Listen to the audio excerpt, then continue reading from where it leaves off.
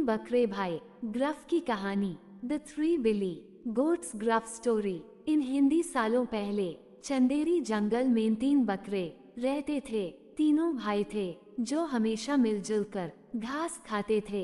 एक बड़े सिंधने में वो रोज जाते और भरपेट खाकर खशी खशी साथ रहते थे। धीरे धीरे उस जगह की घास खत्म होने लगी तो उनमें से सबसे बड़े बकरे ने कहा कि अब हमें यह जगह छोड़नी होगी। यहाँ खाने के लिए अब का छवि नहीं बचा है।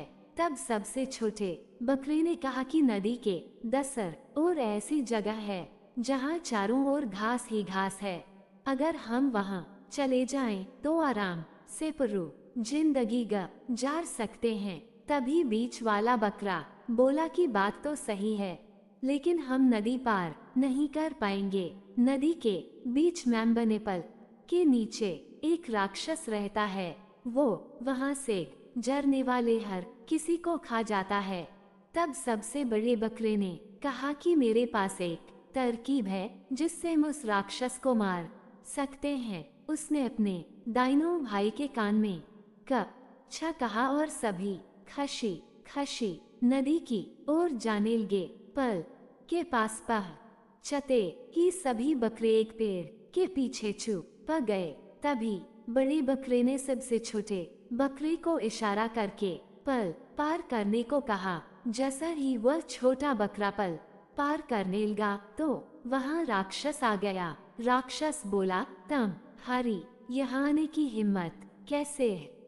अब मैं तुमको खा जाऊंगा। तभी बकरा कहता है कि राक्षस महाराज, मैं तो छोटा है, मज्जू खाने से आपका पेट भी नहीं भर पाएगा। आप एक काम कीजिए, पीछे मेरा बड़ा भाई आ रहा है, वो मोटा है, आप उसको खाकर अपनी भूख मिटा लो। राक्षस को छोटे करे के मनहू से महाराज शब्द सुनकर अच्छा लगा। खुश होते हैं।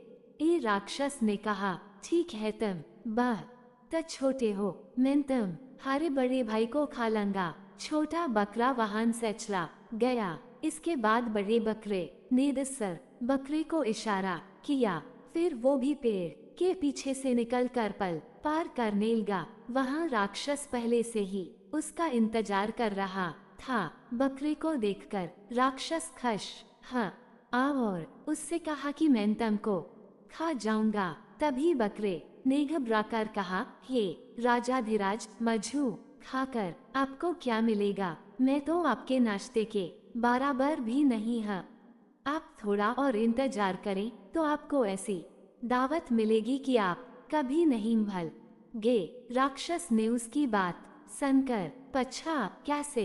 तब बकरे ने कहा कि पीछे से मेरा बड़ा भाई आ रहा है, वो मेरे से 10 बकरों के बराबर है, आप उसे कई दिनों तक आराम से खा सकते हैं। राक्षस ने उसके मनहू से राजाधिराज और मोटा बकरा खाने की बात सुनकर उसे पल पार करने की इजाजत दे दी। आखिर में सबसे बड़ा बकरा पल के ऊपर चढ़ा और उसे पार करने लगा। तभी उसके सामने राक्षस आ गया और जोर जोर से हंसने लगा। हंसने के बाद राक्षस ने कहा कि आज तो मजा ही आ गया, तुम मोटे हो, तुम ही खाकर मैं अपनी भूख मिटाऊंगा। राक्षस की बात सुनकर बकरा का 6 कदम पीछे गया और तेजी से दौड़ता राक्षस के सीने पर अपने सींग मार दिए। अचानक एक वार से राक्षस संभल नहीं पाया और पानी में गिर गया। गिरते ही वह नदी के